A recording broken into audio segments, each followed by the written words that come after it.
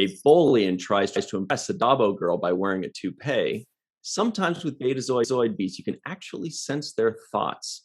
And a weird alien lady teaches Jake about magnums. Hey, everybody, and welcome to the 7th Rule with Cirroc Lofton. Oh, yes, magnums. Very good. That it was Baal magnums or something. Ferregnum magnums or something. Foramen magnums. Anyway, Ryan T. Husk, and we are doing a review of Deep Space Nine Season 4, The Muse, directed by David Livingston, story by Renee Echevarria, and Majel Barrett Roddenbery, written by Echevarria. How are you today, Cirroc? I'm doing well. Doing good. I didn't realize that the Betazoid babies comment would make you laugh so hard. Huh? Yeah, no, you got me. You got me. You actually started off with your first quiz question of the day, or trivioid of the day. Was my first note, which was a Bolian tries, which was the first note of the first line of the episode, right? A Bolian tries to impress a Dabo girl by wearing a toupee. I thought that was a funny, clever line that caught my attention as well. Mm-hmm. Yeah, I kind of wanted to just say all three Jake Sisko lines because he's there's always the power of threes. They always put things in threes. So it would have also been cool to just do all three Jake Sisko lines. But I had to go with that other joke. I had it didn't even cross my mind until you said it. I wrote it down because I was like, what are they talking about? Yeah. The focal point for the bioelectric field and the Ferengi. Magnum. Yeah. Plus, I couldn't understand what she was saying, so you probably were watching with the subtitles, so you were able to read it. I had to rewind it a few times just so I could hear it. Yeah, just to make sure. Is that we know, or are they just making something up? Who knows? Maybe it's a real thing. We've got some doctors on our team, so we could ask them coming up. There's so much good stuff in this episode. There's so much fun stuff to talk about. But before we do, I want to give a shout out to our friend Eve England out in Wales. She's awesome. We love her, and we hope you feel better soon, Eve. We'll see you back in the free for alls very soon. Right? Eve's best. She's the coolest person. Get well soon. We love you. And the other one is our friend, Mr. Michael Kenyon Rosenberg, who is one of the main cogs in Virtual TrekCon, as well as my co-host on Falling Tower. And he is still suffering from kidney kidney disease. Same situation as our good friend, Mr. Aron Eisenberg, doing the exact same dialysis that Aron was, peritoneal dialysis. And he has been on the waiting list for a donation. Now, they say that they told him it was going to be about 3 to 5 years. He's currently on the 6th year. So it's time to get this man a kidney.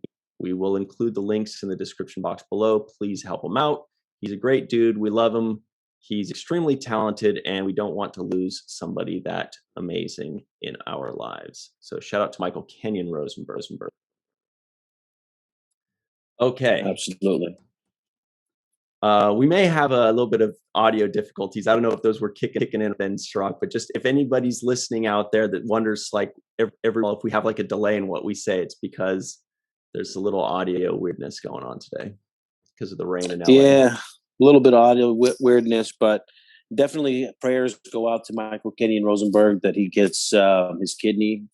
He's been waiting long enough, and such a good guy. Right on cue, your audio went out. I think you said prayers go out to Michael Kenyon Rosenberg, right? Yeah, I was reading lips. I did, and that's really the point. Yep, we wish him the best, and he's been waiting long enough. Your audio went out a little bit right there too. No. I don't know what to say about that. I guess just grab the cord that's in there and just wiggle it just a little bit. See if that helps. How are we doing with that? I could go without the cord and just. Yeah. Wait. Now you're back. How about now? Definitely not now. I definitely don't hear you now. Well, let's keep going while we play with this and figure that out. It's because it's raining today in LA, and LA never gets rain, so everything falls apart. Anyway, yeah, it's crazy too because we've been having technical difficulties with the spectrum in our area with the Wi-Fi in this whole area. Is the Wi-Fi thing? Let me also try. Can you hear me? Yeah. On my end. Hang on a second. Yeah. Okay, let's try it like this. Can you hear me okay? I can hear you great now. Yeah. Okay, well, let's try it this way. A little while. We'll do jiggling on both of our sides. People are like, can you guys just talk about Star Trek? We don't care who does it. One of you talk about Star Trek. Okay. So it opens up on Jake Sisko saying his 3 lines that are so cool. And you know, the first thing I always ask you is, do you remember that? Do you remember opening up the script and seeing that you basically get 2 Jake Sisko episodes in a row here? Yeah, I do remember this episode, not so much for the first 3 lines that we're talking about, but for the original version of the script that I got when I first read it. Mm-hmm. It had this woman Onaya, who's a very, really great actress in this episode. I think she does a fantastic job. But it originally was written that Jake, this whole thing would be more in the bed and less in the living room writing down on paper, but more in the bedroom. So that was my first takeaway when I first read the script. Like, oh, okay, this is my first love scene. And I was a little bit nervous about, meeting this adult woman and hopping in the bed with her. Yeah, very adult woman. Very older. Yeah. Older, and I mean, and like I said, I was a little bit, anxious about having to do this love scene, which they eventually rewrote and made it more of this kind of what we saw here, kind of implied sexuality, mm-hmm. but more like this energy, sexual energy. What she was sucking was the energy at this point. Right. That's how they changed it. Do you remember? Yeah, very good, right? It still feels like if I were, whatever you were, 17, 18 years old, I would still feel pretty awkward with these kind of scenes. It feels like these were major hurdles you kind of had to go through where you're like, okay, I knew this day would come and it's going to be uncomfortable, it's going to be awkward. But I mean, because even this kind of scene feels like it would be awkward for an 18-year-old. Like, I know I wouldn't be comfortable with it. Yeah, I mean, it was a little bit, it was very intimate.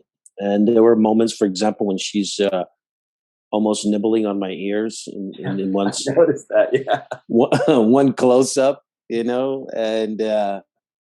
when somebody gets that close to you, obviously she was an older woman. Nothing about how attractive she is, but just that she's an older woman. And when you're younger and you're hooking up with an older person like that, your nerves are high, because you're really doing something for the first time where they have more experience at. But she was very gentle with me and very gracious, and it never really crossed any lines. So it was appropriate as far as the acting was concerned. Yeah. I mean, she's obviously a very professional actor that understood the situation. I did want to look her up real quick, just because she had I know why they chose her, because she had a very interesting look. Those eyes were very interesting and a very well. Her name is Meg Foster, I believe. Right, exactly. And I think, if I'm not mistaken, she is also the lead in the movie They Live. No way. Yeah, with Roddy Piper. Yeah, because she has these very unforgettable eyes. You're right. If I'm not you are right. Holly. Yep. Yes. So that is the woman that played the lead in They Live, opposite Roddy Piper. And so that was the other thing that was kind of intimidating about her, because she is just in her natural self, very intimidating person, right? She has these piercing eyes and she has this very stoic look about her. So it's elegant, but it's also like stops you in your tracks. It could freeze you if she wants to. So they actually did a wonderful job casting, because she has this mysterious kind of vibe that she oozes when she walks into the room. Wow, that is so cool. I had no idea. That's the one where the line comes from, which is everybody knows and loves it. I came here to kick some ass and chew some bubble gum, and I'm all out of bubble gum. Absolutely. Yeah.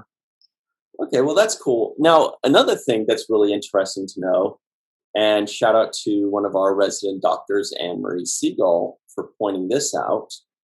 But the fellow that played Lwaxana Troy's wife is Michael Ansara.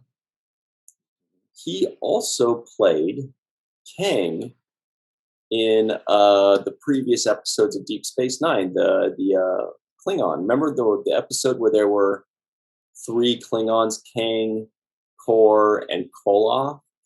Mm-hmm. So he was Kang, and he also reprises that role later on in Voyager as well. Well, he did seem very familiar to me when I saw him. There was something familiar about him. I didn't put him on Kang, but I did say, where have I seen this guy before? I thought maybe we had seen him with Lwaxana at some point, so I wasn't sure where. But I know that he looked familiar. Definitely another guy who had, I thought in the role that he played, he was very commanding about it. He was convincing about, like, you have to convince me. So I enjoyed his performance as well. Yeah, he was also Kang in the original series, 1968, as well. So this is a very well-versed actor. Wow. Here's my issue with this episode. I'm just going to get right into it, because you kind of mentioned the actor, talking about his performance. I felt like it almost seemed like both storylines needed more time. Like almost like each storyline should have just been an A plot of one episode and an A plot of another episode, because that actor, Exhibit A, he was a good actor and he played it well, but he had 2 or 3 scenes only, and it almost felt like a waste of an interesting storyline. And I felt like each one of the storylines deserved more airtime. Otherwise, they felt a little bit rushed to me. And like I wanted to kind of just know more. You know what I mean? I don't know if you got that too. I can say that I did feel that what you're talking about, that there was a little bit of a non-symmetry between the 2 storylines that didn't really fit together well, right? Usually the B storyline in some way informs the A storyline or has a complement to it. I didn't really feel the complement in this particular one. I thought that they were very specifically separate issues. One being about a woman's role in these cultural differences between alien races and children, which could be like a whole Roe versus Wade type of argument, about who gets parental rights and who gets to raise a child, and what the federation's stance is on that, whether they, how do they intervene in this particular matter, who has, who's right and who's wrong, or who has standing and who doesn't.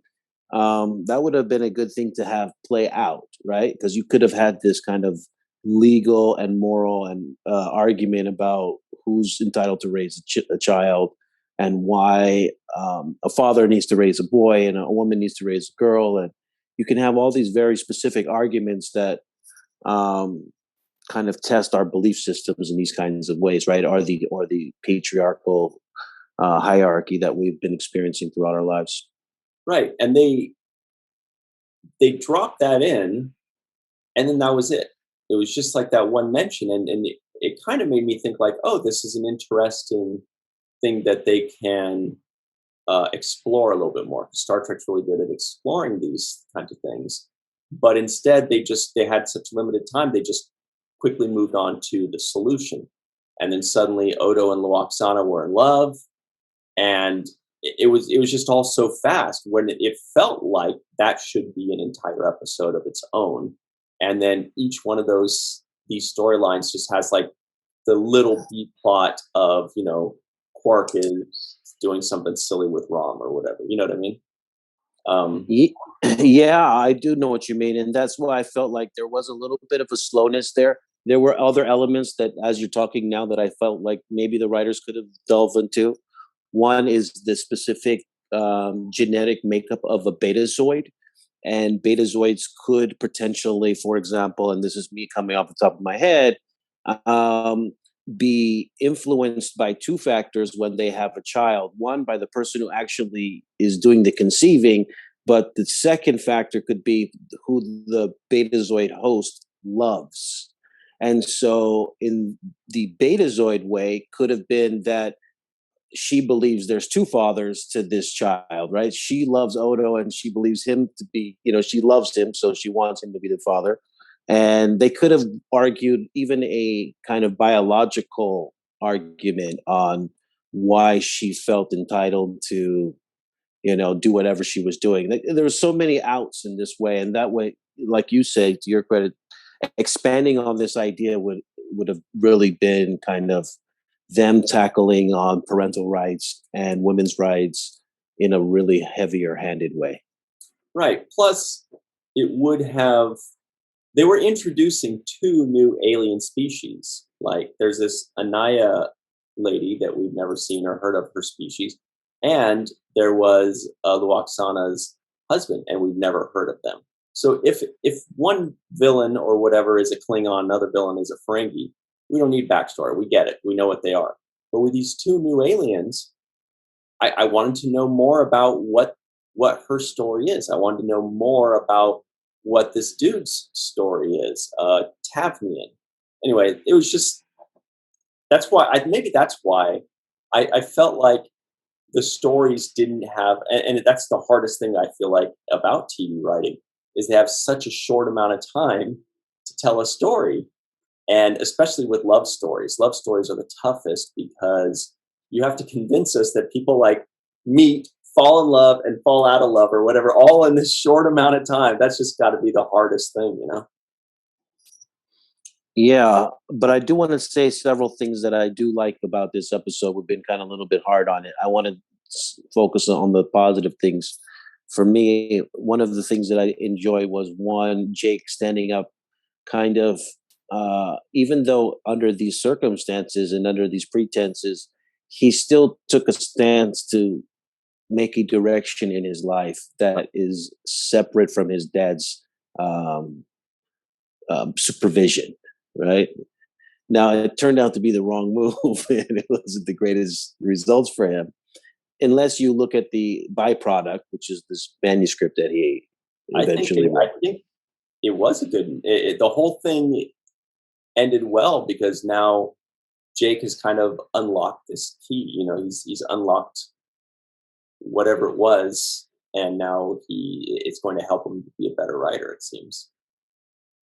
Yes. So that's one aspect of it. Just I like that he kind of told his dad, "Hey, why don't you go with Cassidy and you guys enjoy it together, and I'm going to try to find myself and my own purpose in life."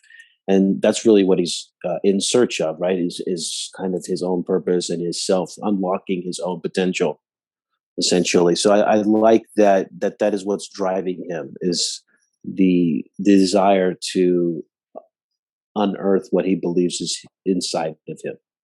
Also, you did mention Cassidy. She was one of our non-appearance mentions today. Yep. Yes, she was.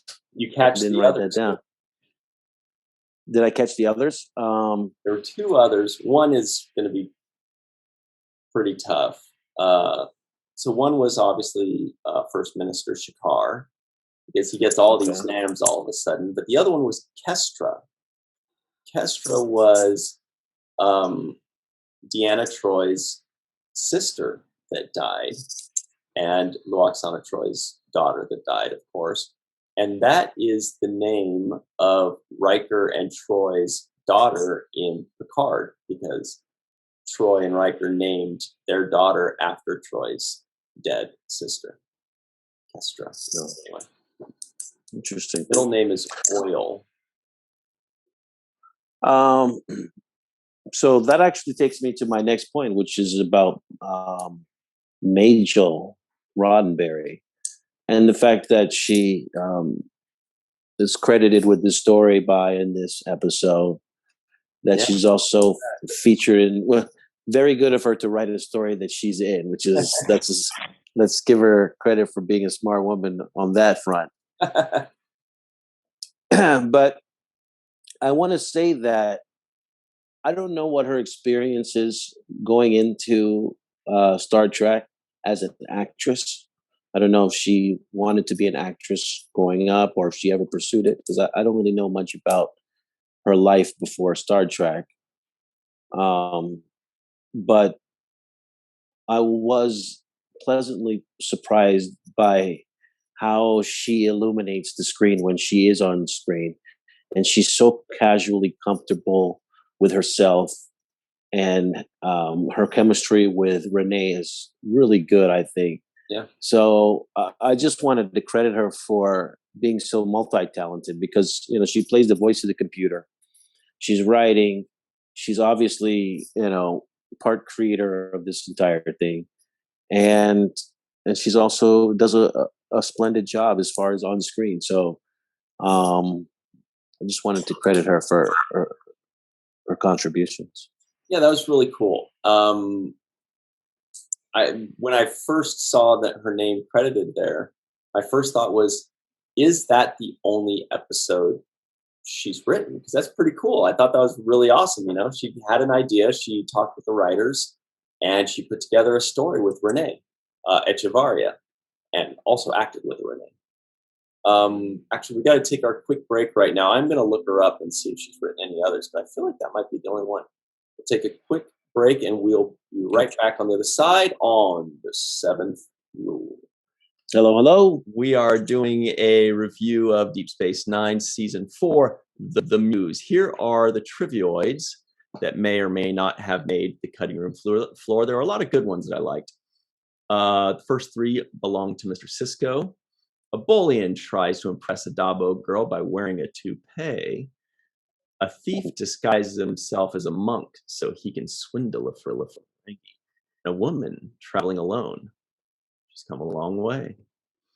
Also, Lwaxana Troy is pregnant. Onaya can spot a creative soul a galaxy away. I don't buy that.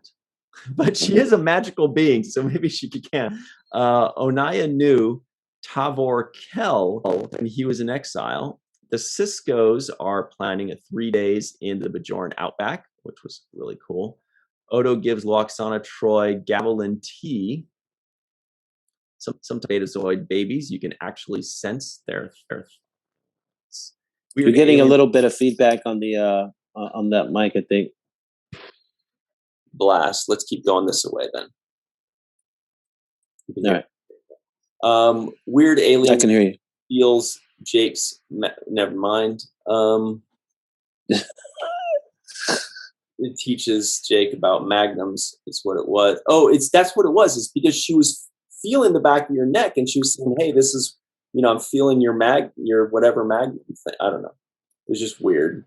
Odo and Lwaxana Troy play hide and seek, which was a lot of fun. Lwaxana's husband doesn't know her name. And orange juice makes Jake pass out. Captain Sisko says spelling is terrible. I also rewound it 3 times. The Lwaxana's wife called her Lwaxana, So I was like, no wonder she's dumping him. You still don't know my. Better than Botswana. That's true. I'll tell you one thing, Beyonce wouldn't have stood for it if you mispronounced her name. Yeah. You mentioned spotting a creative soul. Mm-hmm. I wrote that down too because I thought that was an interesting line. She did kind of point him out and instantly made that eye contact, and she like almost set her eyes on Jake right away. So there was a mutual, as he was seeing her, she was also seeing him. And so we talk about these betazoids, whatever her alien power is, she does have some kind of alien ability to spot the person that will be eventually her prey, right? Essentially. Right. And, I was a little tough on it because, my first initial impression was she can't spot an alien, but then, or a creative soul a galaxy away. But then I kind of caught myself. I'm like, well, hang on a second. She turned into magic dust and floated away. So who's to say she can't? I kind of actually checked myself. I'm like, wait a minute. It's not like we're talking about a human. Maybe she really can see a creative soul a galaxy away. She's a magical being. We have no idea what she is. And we never really find out. But that's really interesting, is at first we try to judge her based on other people or aliens we've seen, and then we realize she's nothing like them. She's some magical, almost a Q-like being. Yeah, and I thought that's interesting. They could have went in more to why she selected Jake. She did say that it was the youngest person she'd ever, sucked energy out of. But no, it was kind of a mystery about it. Even when she left, and as Sisko was holding the phaser to her, when she disappeared into the thin air and went into the universe, essentially she herself hit warp speed and disappeared, right? without a ship. And there was no explanation on that. Like, we don't know anything else beyond that point, right? So that's an interesting characteristics. One thing I did pay attention to was the title of Jake's manuscript at the end. I didn't remember it before, but I did look at it this time. Did you look at it and see what it was called? I did, and I don't remember. I remember it was like one word, wasn't it? What was it? Yeah, it was called Anselm. Anselm. Right. And I thought that was a weird name, so I looked it up, and the closest thing I could find was a Saint Anselm, which was this, famous saint that did so many things in the 11th century. Is that anything? So that was almost fire.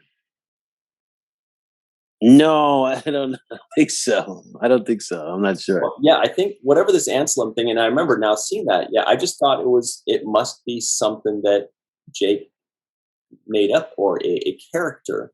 Maybe it was his autobiographical work that he was talking about, and he was just calling the character Anselm or something. But that's really interesting. So you looked it up, and there was nothing. So it was actually something completely made up. Right. In that spelling, yes, but in another spelling, there is a Anselm, or Anselm, which is a little bit different. Interesting. Saint Anselm is actually where I got it from. And that brings me to another thing, which is when I watched this, there was something that jumped out at me. And our friend Eve England messaged me today and said she won't be able to make it to the free-for-all, but she did have a specific question for you, and it was the same thing that I wanted to bring up. And I think a lot of people are thinking this. She mentioned you had incredible penmanship, and she wanted to know if that was actually your writing on the paper. Because we know that we thought Molly was great at drawing rhinos or whatever, but it turns out that they actually drew for her. So but we saw you writing at least some of it. Was that your writing? Yes, and I was looking at that too when I was watching it, because that was a time in my life when I focused on having good penmanship, and now I'm so not good at having good penmanship unless I really focus. But one, yes, it was my writing. Yeah. I was paying attention to the same thing, because the sheet of paper is not lined, and it's a blank sheet of paper, but yet the spacing was pretty accurate as far as the lines. Um, Now, I was reading what was said, and I was trying to remember whether I was just making stuff up and writing it, or if they gave me some text to copy and say, write this down. So I'm not exactly sure about that part. But Um, the writing was beautiful. I was like, I wrote that in my notes. I was like, your writing is so artistic and so clean. It was almost like that was part of the art, was like you were writing some beautiful, eloquent cursive letters. I was like really impressed by it. yeah, thank you. I appreciate it. Yeah, that's my writing has gone downhill. Let's look at it now. It's really a lot of jibber jabber. Hold that up. Wait, hold it up again. There it is. There's. That's not too bad. It's not too bad, but yeah. But if I wanted to, I can. I mean, I'm obviously not writing something that I would look at as a manuscript, and so yeah, I wrote it in the style that you would write calligraphy or manuscripts or any kind of document that was something that you wanted to keep for posterity. Mm-hmm. Yeah, so that's why I did write it in that way, and I used that kind of elegant handwriting and didn't just jot. But but then I noticed also towards the end of the episode, when I was running out of power and she was really I was on empty, the writing was also different at that point too. And I was wondering if that was also either directed to me or something that I just came up with. That was another thing that I was thinking, was that something that I was asked to do? Was that in the script? Or is that just something that I decided, well, at this point, his energy's down, so he's not going to be writing with the same penmanship and beautiful writing. But there was the change. Yeah, because at that point, he's tired. He's not feeling well. He's being compelled to write. He's less inspired and fresh and clean and ready to go, and more just like trudging through it at that point. Yeah, that's a good note. Yeah. Yeah, so it was a good note, but yeah, that is my handwriting. I kind of noticed it too. I said, "Oh wow, that's how I used to write." Really, because you'd have to make these papers, and this was before the typewriter. I mean, the word processor and the computer came out. When we were growing up, when I was growing up, writing papers, you'd have to be able to have a nice handwriting to handwrite your book reports or whatnot. Yeah, I remember those days where everything would be nice and neat. And now we just kind of like go, whatever. As long as you can read the first letter or two of each word, you can figure out what it says. Plus, now we can type everything. Yeah, that's when you used to get white out and be mad when you mess up the spelling of a word, or you'd have to go in and do all those correction, or maybe even rewrite the whole thing again. Yeah, I've ruined a lot of computer screens with white out, let me tell you.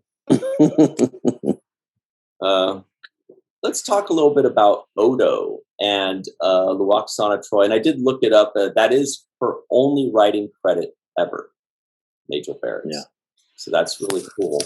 It was fun to watch them playing hide and seek. You could definitely see how something like that would make Odo very happy. That's all he wants to do, is he wants to practice doing these shapes, and he wants to do whatever. And so it must be really cool for him to have a play buddy, for somebody to just kind of say, "Oh, you're a hawk, you're a falcon, you're hiding over here, you're hiding over there." So it's kind of fun to see him feel so exhilarated by it. Yeah, what I thought was kind of cool was when he turned his arm into a blanket. I was like, "Oh, that's pretty cool. That's a nice little sweet gesture." Something that I didn't think he was even capable of doing, but I guess he is. While still being the humanoid form, he's also half blanket, half a man. So it was pretty amazing. But I thought that the best scene was the scene that Odo had with Lwaxana in the marriage proposal scene. And when Odo had his monologue essentially defending why he wanted to marry her, and his reasoning was that she's the first person that made him feel like he wasn't alone. And that kind of moved me to tears a little bit. I wrote it down as a little tearjerker here.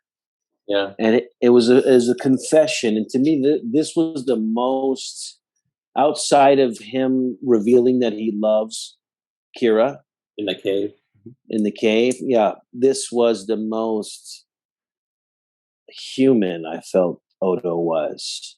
This is the most he reveals his deepest, darkest inner kind of secret and just lets it out and stands in front of his friends who are at this point are the Deep Space Nine crew and reveals and kind of confesses in front of them, which I thought was a big moment for him to stand in front of his peers and his friends and admit his vulnerability and talk about what he was insecure about and what she gave him meaning, a new meaning.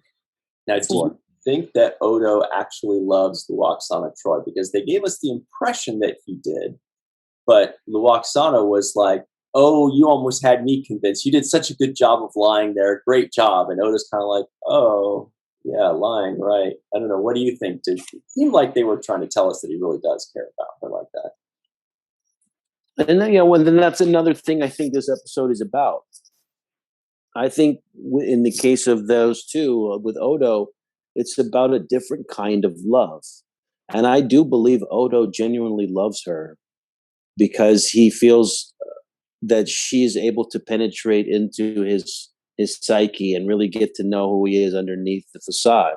She's taken the time to get to know him, ask those questions, irritate him, annoy him. She knows how he feels about it, right? But she still presses that button because she enjoys kind of messing with him. Kind of how Aron used to like messing with me a lot, right? Oh, yeah. It's like, he would know what buttons to press, but yet he also knew, like, who I was as a person. So he knew, what I would like or dislike in the end of the day. And I believe that this shows us a different kind of love. This is not the romantic love. This is not the, making love, but this is the friendship type of love. And I think when he was revealing his feelings about not feeling alone in the world because of her and because she saw him for what he was, made him realize that he loves her as a friend, as so much so that he's willing to stand up to the plate and do this marriage and confess these feelings in front of people. Another thing that our friend Dr. Anne-Marie Segal mentioned is this was Majel Roddenbery's final episode in Star Trek. So that is certainly, worthy of note as well. She was definitely a different, or it was Lwaxana Troi's last episode, I should say. Majel continued on as the computer's voice, forever through Voyager and all that. Yes. But it is interesting to note that they made her, I don't want to say more likable because she's always fun and likable, but she was a more reasonable character this time. Before she was kind of like almost the antagonist to Deanna Troi or the antagonist to Odo, But this time she was like the friend. She was the person that brought out the best in a character. So that's really cool that was her, that she left us on a high note, as far as the character did. Yeah, when she said she was pregnant, I was looking closely at Odo's face because I was wondering if it was a Maury Povich moment, like, I'm not the father. But yes, in the beginning, when she first kind of comes on the scene and they're strapped in that turbo lift together, she is a little bit overbearing and like you say, kind of adversarial to Odo's character. He wants nothing to do with her at that moment. And for kind of a good reason, because she's just throwing herself all over him a little bit too much. But in this episode, she comes to him more as a friend and as somebody that she can trust and somebody that she feels can protect her. And she's right. So I think it shows a different side of her. It doesn't show her as that overbearing kind of obnoxious woman. It shows her more as somebody who's wants the best for her kid and wants to raise her child the way she wants to raise her child. That's another thing I had to kind of catch myself on. Is my first thought was when she said she's pregnant, and she's, I don't know, in her 60s. I mean, and she says it's a miracle. And I'm like, well, it's maybe more than a miracle, but then again, you catch yourself. Well, she's a betazoid. Doesn't mean their biology is the same as ours. So that's the beauty of Star Trek and sci-fi, is they could be like, it's a different alien. You cannot apply our logic to them. Maybe they can have babies till they're 60 or 70 or whatever.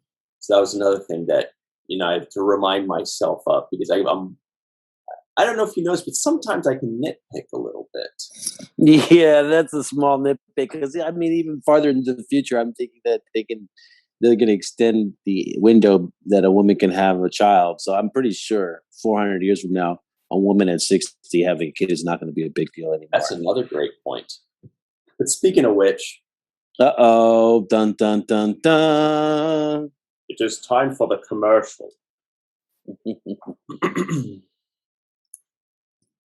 So, let me just put it to you this way. If this lady has gone, this crazy, freaky alien lady has gone and screwed up 100 people's lives, you would think that somebody would write an article about her or tweet about her or give her a bad Yelp review. Oh, yeah. And that's another thing that I thought was a subject that they touched on really well in this episode as well. She enticed Jake with the idea of an artist wanting to be remembered. Totally. So fame, right? She basically dangled the carrot of fame and immortality over his head. Like, this will be the thing that, will be your legacy. And I think that's an interesting weakness or desire that all of us have in some type of way. We all want to be immortalized for whatever it is. We're not even sure what it is, most of us, what it would be for. But that's a desire that is kind of it's the easy bait. It's the low-hanging fruit for mankind. We just want to be, if you give somebody the promise of everlasting legacy, then that is the thing that, they can almost do anything for.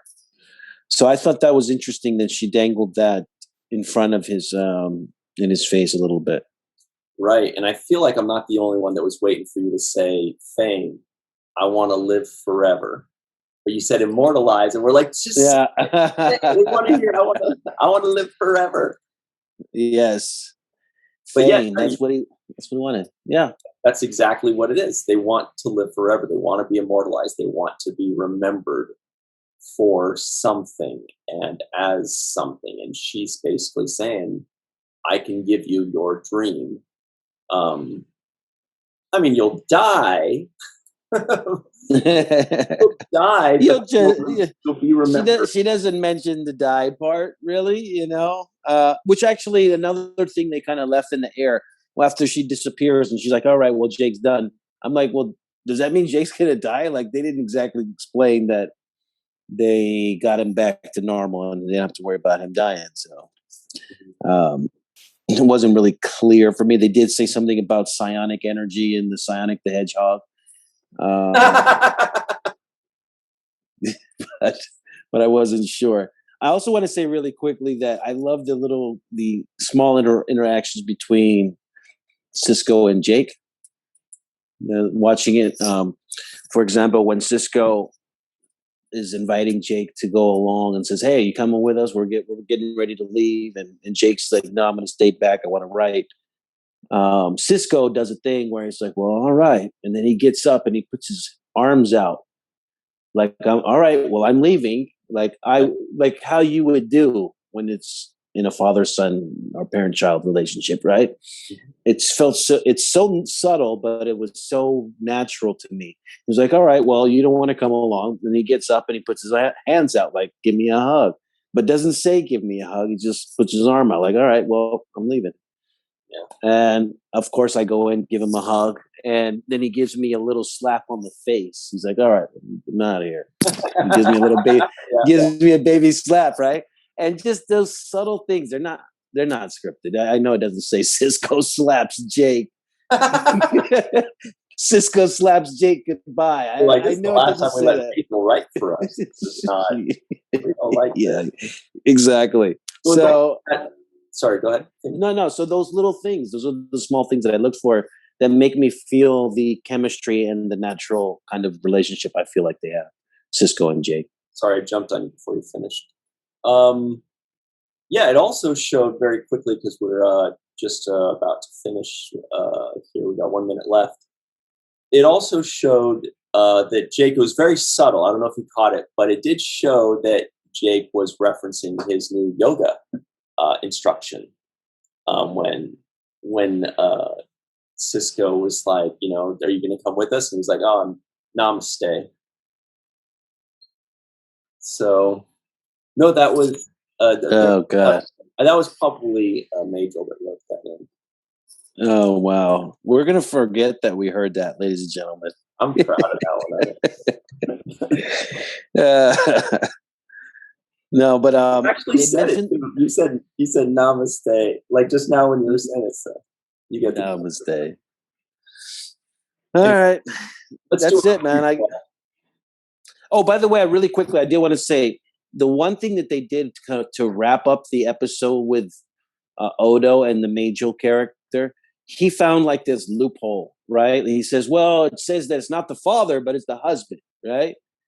And that's how they basically get her out of the situation, which is a little bit weak because it doesn't challenge the argument enough, like it should be expanded upon, women's rights and parental rights. But that's the loophole. They find a loophole. They find a way in it.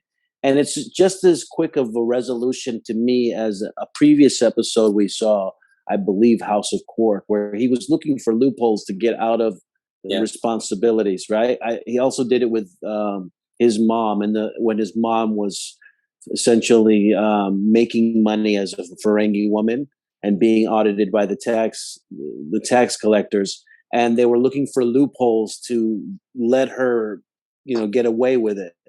And to me, just from a writing perspective, they have so much opportunity to really get into the weeds of why these things are wrong.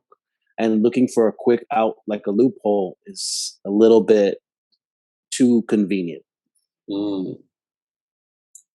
Yeah, the tough job of the writers, man, walking that line. And that's my nitpick. There it is. All right, we're going to take a quick break. We're going to be right back with the free-for-all on the 7th rule. Wait, did we cover everything? Oh, Jake Sisko guessed the IMDb score. I don't know if you want to guess this one. Oh, that's a sign. 6.9. 69. Yeah, 5.7. We'll be right back on. Oh. It definitely deserved better than that. Come on, guys. Yeah. Everybody go and give it a better score. Now that we all get it, it's just, I think we all kind of get lost of like, hey, not much happened. We want the Dominion War. We want all this stuff. Because I remember when I first saw it when I was a kid, I was like, whatever, no big deal. But then now that I'm watching it again, it's actually really interesting because we're learning about the characters that we already love. So when you revisit it, these are the episodes I actually like better because we're learning more about the characters, even if it's not much in the overarching story. Anyway. I can see why. There was a couple moments there where I felt like it was slow at Odo's house just a couple of times. There's some moments. So I get it. Everybody go fix this problem right now. We'll be right back on the 7th rule. Hello, everybody, and welcome to the Free for All. We're joined here today with our fabulous host, Mr. Ryan T. Husk, as usual. We also have the lovely and classy Malissa Longo, who has a beautiful hair day today. Thank you. We also have my nizzle, Homer Frizzell. Yes. Holding it down on Empire State. And, of course, you can't forget the great one, Mr. T.J. Jackson-Bey. Very nice. Very nice. Represent. Remember when Wayne Gretzky was called the Great One? And then when he was kept playing forever, they started calling him the Grade One. It's pretty funny. Yeah. Anyway, and that's Cirroc Lofton, ladies and gentlemen, by the way. And I'm Cirroc Lofton. Yeah. So this is the free-for-all. This is the big time. Now, Homer, we know you've got a lot of things to say about this episode. Can you kick us off? There is a lot to cover. One thing I need to mention is this is the last episode that Majel Barrett is in on screen.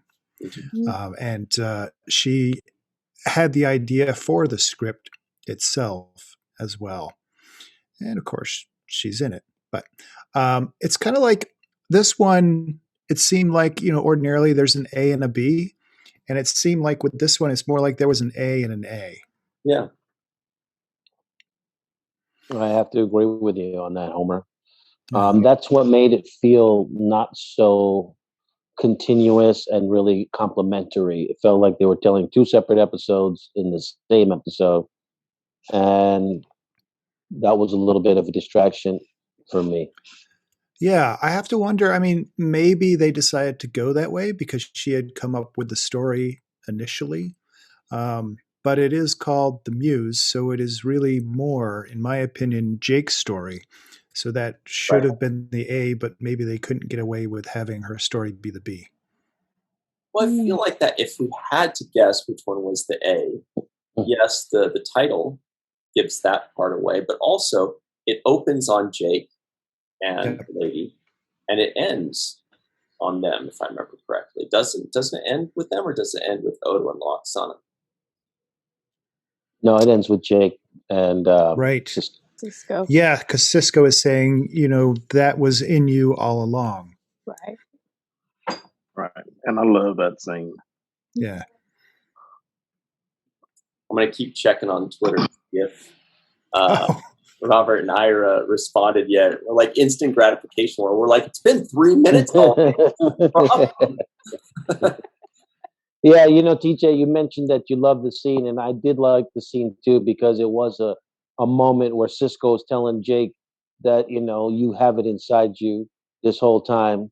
He also says, I really especially like the dad character, and he made a little joke.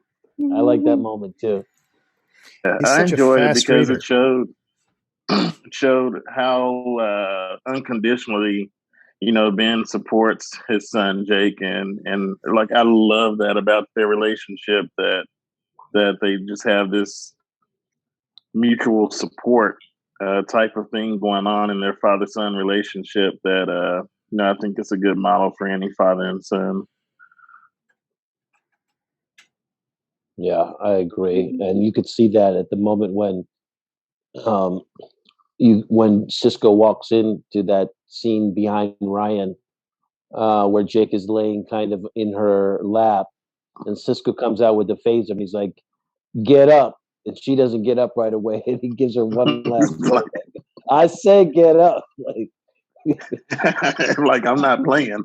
Yeah, I'm not liking what I see right here, so you need to go ahead and change this little layout that you have, where you're all, he's laying in your bosom essentially. Y'all got to switch that up right now. No, I need to know what's going on. Yeah. Yeah, guys, is this where we got the bus seat meme? Yes. I probably got a lot of outfits similar to that.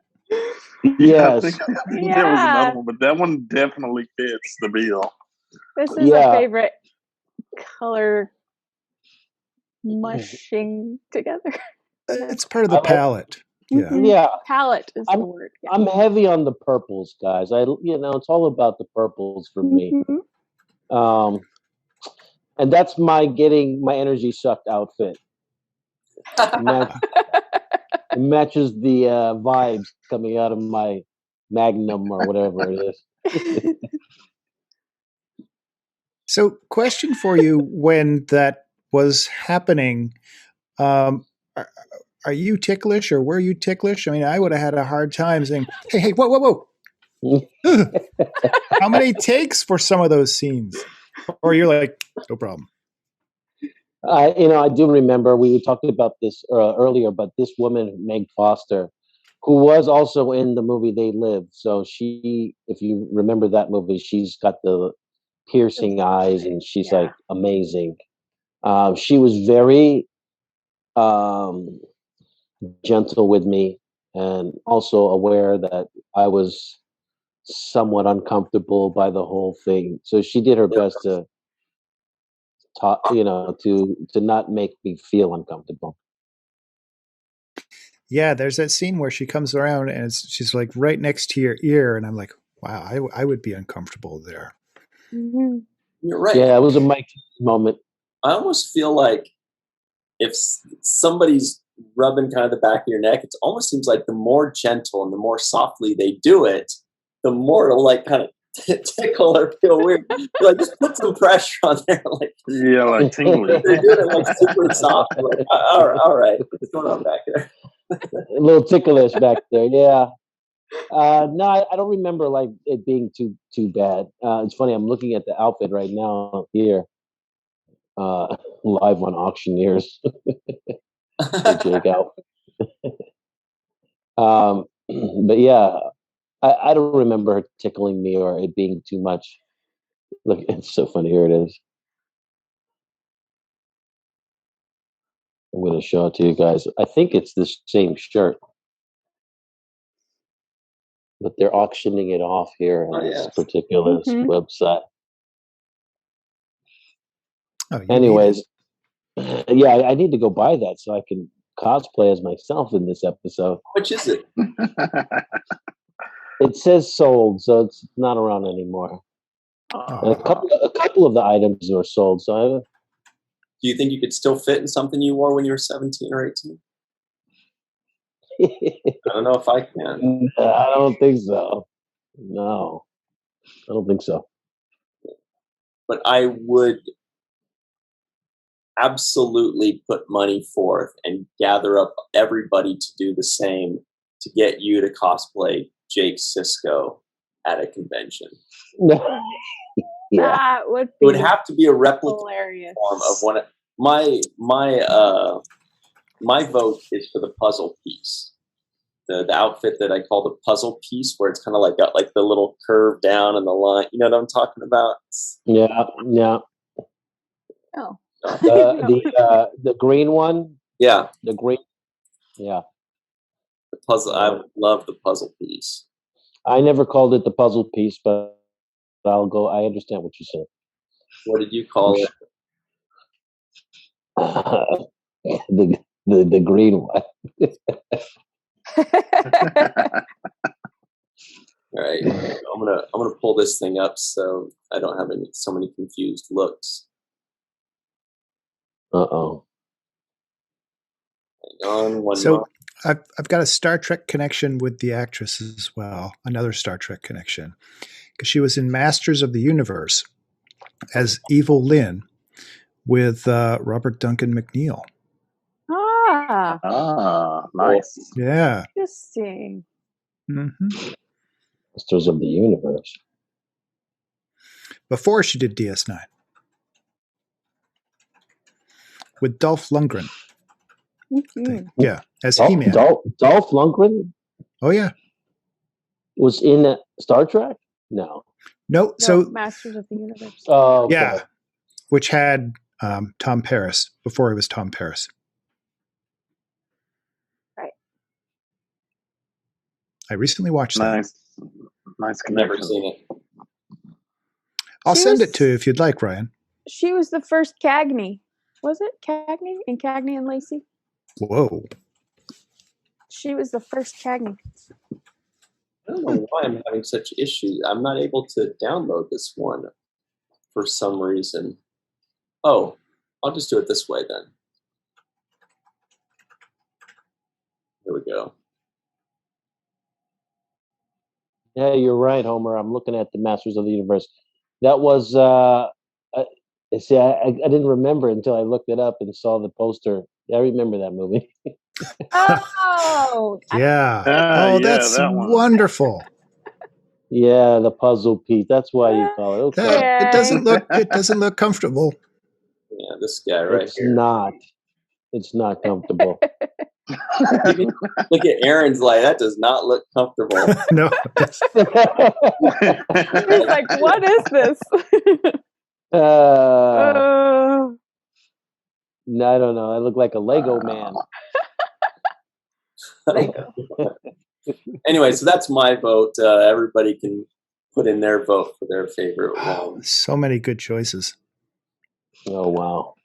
Okay. It'd be interesting to hear what the different names are for those outfits too. Yeah. Sure, they had. Yeah, they surely had some nicknames for them. Yeah, in the seventh group, kind of said, hey, name your favorite Jake Sisko outfit, and so there, there was one that was like the bus seat. There was the one that I called the puzzle piece. And so, yeah, you just kind of name your favorites. And I do think that's something that that's a game everybody can enjoy. Oh, yeah. Right? Yeah, name your favorite. I don't know. I'm looking at this one. I don't know if this is somebody photoshopping or not, because people are so silly. Wait, hang on. Ryan, you. There we go. What is that? Wow. I don't know. That's not my outfit, though. There's no way, guys. It's like I don't remember that one. Huh? I don't remember that one. I don't either. Somebody's photoshopping. Of course, I do remember this one. You guys remember this, right? Hang on, wait, hold it up in the spotlight. That's not real, guys. Somebody made that up, but it's so funny. They got me with gray hair and everything. I'm just stuck at all these Jake Sisko outfits. Then there's the brown one. Is a great one too. Yeah, the brown one. If I had to choose a cosplay outfit, it would definitely be one with the vest. Yeah, yeah, those are my favorites. Well, how about the one with the thing down the diagonal? The one that one is actually wear. I would wear that. Those kind of a silky shirts. There's another one that I had, but that one? Yeah, with the purple sleeve. Oh no, not that one. He wore it just recently. Yeah, the one with the purple sleeve, right? Yeah. Yeah, I think last episode. Right there. Yeah, that one. Yeah. See, no, I'd wear that. I thought that was the one you were talking about too. Yeah, but the one that's actually, to be honest with you, now I would cosplay and be very comfortable wearing Sisko in his casual outfits. Well, today's episode, when they were going to the Outback, looked really cool. I made a note of that. We didn't get a chance to talk about it, but it looked really cool. Exactly. Yeah. Sisko had one. He actually had two different African vests in this episode. I'm trying to find one of them, but they have the cloth. And I would wear his outfit pretty much. I'd wear it just regular without even cosplaying. Wow. Well, Melissa or TJ, do you have any thoughts on this episode? I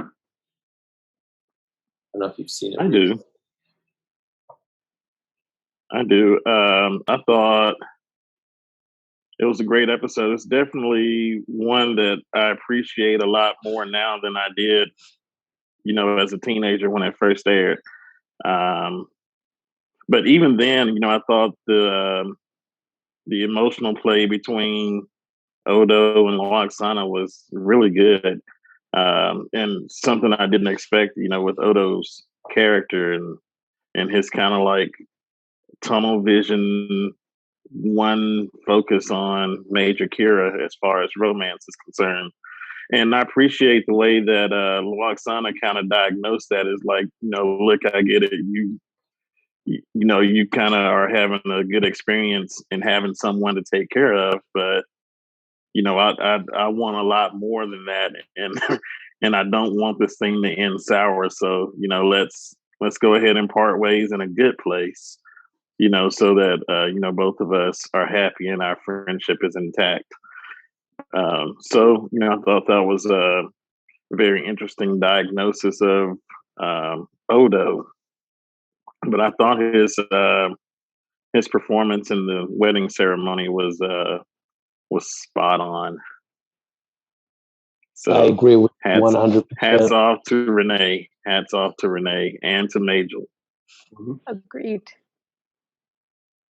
Yeah, I was watching this episode and I just literally kind of moved to tears that scene, because I felt like Odo really was revealing a lot about himself, and it was a personal thing for him to kind of have that revelation and also stand in front of people that he knows closely and dearly and kind of admit it in front of them that he's had these kinds of thoughts of not fitting in and being alone and nobody knowing who he is or not feeling a part of something, but that she gave him that sense of inclusion. And I really thought that was one of his finest moments on the show in totality so far. One of them, not the only one, but one of them. Mm-hmm. I agree. I mean, it takes Lwaxana Troy to bring Odo out. I mean, remember I don't know if it was the last time or the time before she was there, he was dancing. Yeah. And I appreciated the scene in his quarters as well, where, towards the end of the scene, Odo was like, your replicator's not really broken, is it? And she's like, nah. It's like, I'm so sorry. Like I felt like that was the moment where he kind of like switched himself over, like, oh my God, I've been, kind of a jerk this whole time. And I feel bad. Like he actually felt bad for it. I don't think we've seen Odo that way before. And so I really appreciate what Lwaxana brings out in Odo. I wish we could have more of that. Yeah, I thought. Oh, sorry. Go ahead. No, I was just going to say that the word was that Lwaxana was supposed to have a bigger role in Deep Space Nine. She's going to be more of a, of a semi-regular character, or somebody that comes back relatively often. And they didn't end up using her nearly as much as supposedly they expected. So that's too bad. It would have been a fun added element there. What were you going to say, Cirroc? No, I was just going to piggyback off what TJ was saying about the moment. And it reminded me of the moment when he reveals that he loves Kira when she's in the episode Heart of Stone. Mm-hmm. And he opens up and we see like the personal side of Odo. We see how he feels, not just how he acts, because he always acts in this really rigid way, and he's militaristic and formal and in his approach, but we don't get to see the sensitive side of him and the sensitivity, except for these very small glimpses into his psyche. And I think the Heart of Stone episode was one of those glimpses where he reveals that he loves Kira. But this particular episode as well, to me, because he, as you said, TJ, kind of understands the kind of love that he has for her, not like more so as a relationship love, but just like as a friendship love. He gets in touch with that feeling and that emotion and expresses it really well in this episode. I thought he opens up a tremendous deal in this episode, and I liked it. And I like to see this side of him. Looking her up, Lwaxana Troy, Majel Barrett Roddenbery, she was only in 3 episodes. It's surprising. It felt like it was more than that, but I guess they really did the most out of those 3 episodes. Kind of like Shakar. We only see him in 3 actual episodes, but it feels like he was in a lot more because they always mention him. They always talk about him. And Lwaxana is just, such a memorable character that I just looked it up. I was surprised to see only 3 times. Yes, and Majel was an absolute sweetheart. She was a joy to be around on the set. She was somebody who always reached out to try to bridge a relationship and a friendship with me and other cast members. I remember her always inviting me to her Halloween parties and her Christmas parties. I regret not going, but I always was thankful to get that card in the mail and with the invite. She was just a bundle of joy, really smart, sophisticated woman, knew her business too. And I think a lot of that shows by the fact she's able to write this story, right? She could have easily have just sat back and basically cashed the checks from the hard work that has already been done by Jean and what she's already done. But she still remained active. She still was part of the show. She was on the set a lot, even though she only did 3 episodes. She was on the set a lot. And so was Eugene. She would bring Eugene Roddenbery with her to the set a lot too. So I got a chance to hang out with him when he was younger and my age. So there were a lot of good memories that I can have of her. And when we had the funeral for her at Forest Lawn, a lot of us got together and you got to see how she touched people's lives and impacted them in this same kind of personal friendship level. So she's an amazing woman. It's really cool. Here. It's good to hear that. Yeah. I don't know if you guys have ever met her before. I know I have not. Either of you? No. Well, it's too bad. It's interesting though, and really quickly, that they didn't bring her for the final episode that we did. At the bar when everybody was at the Vic's bar tuxedoed up. I'm surprised they didn't bring her for that. That would have been so cool. Just as the farewell. Yeah. Melissa, any final thoughts on the episode before we run? Well, I think you guys have covered it mostly.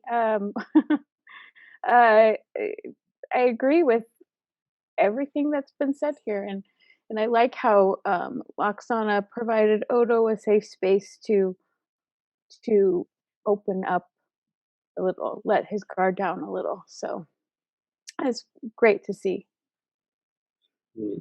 Yeah. That actor that played Lwaxana's husband, by the way, anybody else recognize him besides in Star Trek? You guessed it, the Fall Guy. Oh, that's the Fall Guy? Well, he was in the Fall. I think Lee Majors. I remember. Okay. Right. Lee Majors is the Fall Guy, but he was in an episode of Fall Guy. He's done a ton of stuff, but that was just one that jumped out at me. I was like, oh yeah, I forgot about the Fall Guy. Anybody remember that show? Not too well. That off. Not the most, but yeah, I remember a little bit. The Fall Guy, and what were some of the other episodes of that time? What was the one that one? I would get that one confused with the William Shatner one of that era. What was that? T.J. Hooker. Is that what T.J. Hooker. Yeah. And I think there was the original Equalizer around that time too. Okay. Wasn't there the $6 Million Man? That's what I would get it confused. Before, yeah. Oh, that was before. Okay. We can rebuild you. We have the technology. The episode, I think it was a double episode where it was the $6 Million Man and Sasquatch scared me.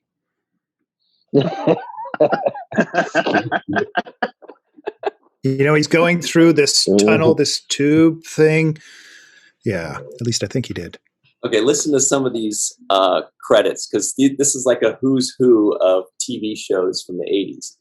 Murder, She Wrote, The Fall Guy, Hardcastle and McCormick, Hunter.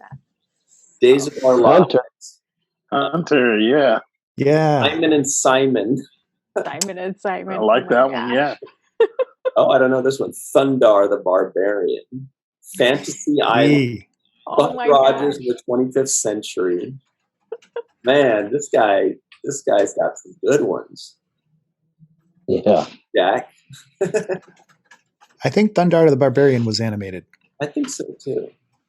Anyway, so those were some of his many Swiss Family Robinson, some of his many credits. Anyway, I guess that's about it. We do want to give a very special thanks to Carmen Shamwell, PJ Tomas, TJ Jackson-Bey out in Missouri, Bill Victor Arucan, Arucan. Yvette Blackmon, Homer Frizzell, Eve England, and Marie Segal, Titus Mohler, Tim Baum, Sue Gruner, Robert Hoffman, and Melissa Longo. And of course, very special thanks to the best person in the history of the planet, Mr. Aron Eisenberg. And on behalf of everybody else, thank you all very much. We'll see you soon. Oh, check out the Voyager documentary. We'll see you next time on, the way we say it is, always remember the 7th rule. There you go.